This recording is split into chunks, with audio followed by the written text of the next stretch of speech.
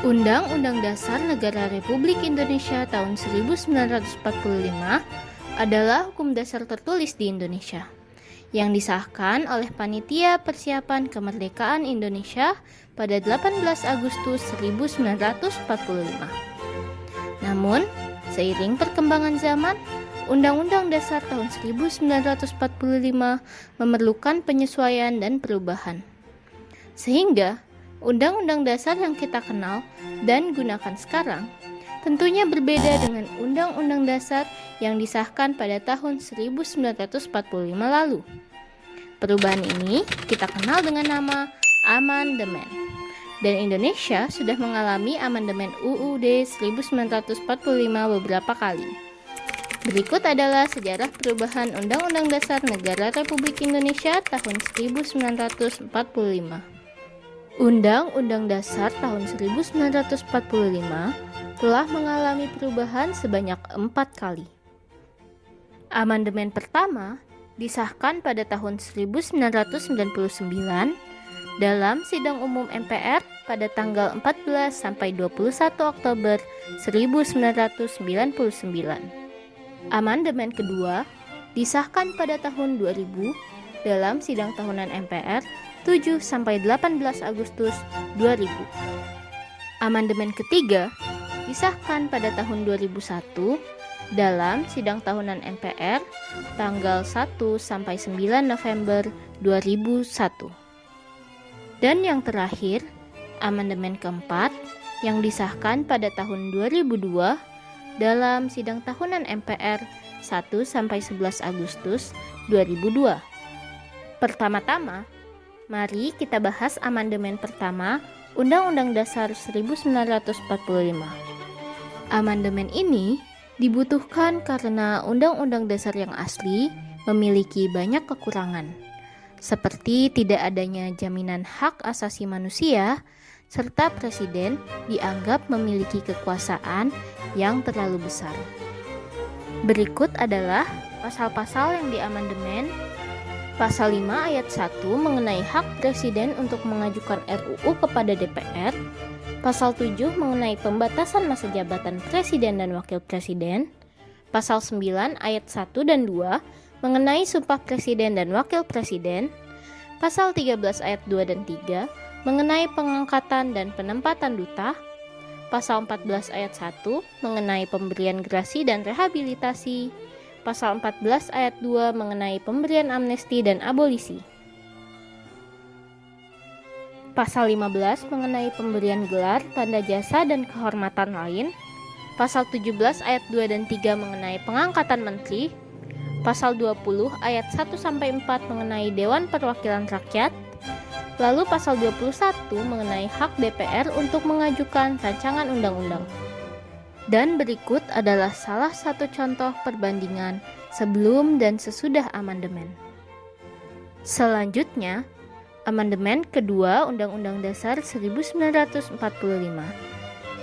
Amandemen ini dibutuhkan karena beberapa pasal dinilai multitafsir.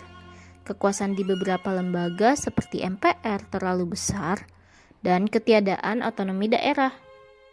Berikut adalah pasal-pasal yang diamandemen, yaitu Bab 6 mengenai pemerintah daerah, Bab 7 mengenai Dewan Perwakilan Rakyat, Bab 9A mengenai wilayah negara, Bab 10 mengenai warga negara dan penduduk, Bab 10A mengenai hak asasi manusia, Bab 12 mengenai pertahanan dan keamanan, Bab 15 mengenai bendera, bahasa, lambang negara, serta lagu kebangsaan.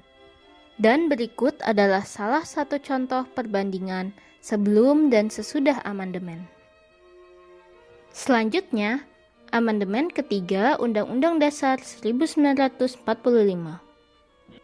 Amandemen ini ada karena inkonsistensi penjabaran sejumlah pasal, kerancuan sistem pemerintahan dan ketatanegaraan, dan ketiadaan budaya taat berkonstitusi.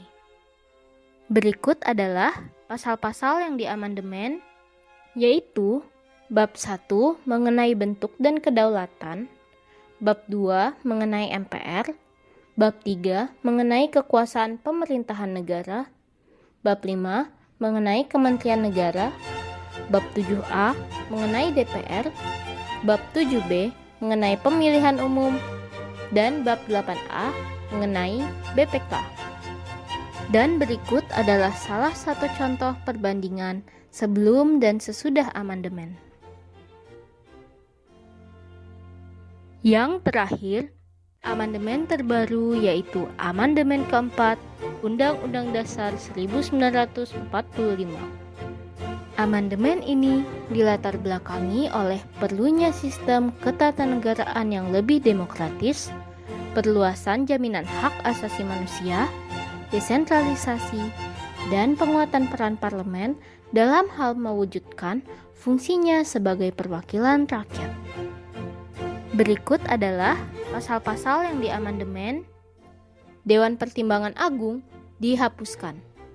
Pasal 2, Majelis Permusyawaratan Rakyat terdiri atas anggota Dewan Perwakilan Rakyat dan anggota Dewan Perwakilan Daerah yang dipilih melalui pemilu.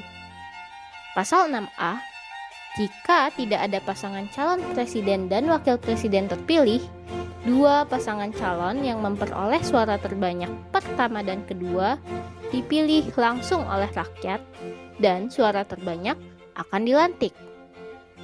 Pasal 8, jika presiden dan wakil presiden berhenti atau diberhentikan, pelaksana tugas kepresidenan adalah Menteri Luar Negeri, Menteri Dalam Negeri, dan Menteri Pertahanan secara bersama-sama. Pasal 11, Presiden dengan persetujuan DPR menyatakan perang, membuat perdamaian, dan perjanjian internasional. Pasal 16, Presiden membentuk Dewan Pertimbangan. Pasal 23B, harga mata uang dan macamnya ditetapkan undang-undang. Pasal 23D, negara memiliki bank sentral.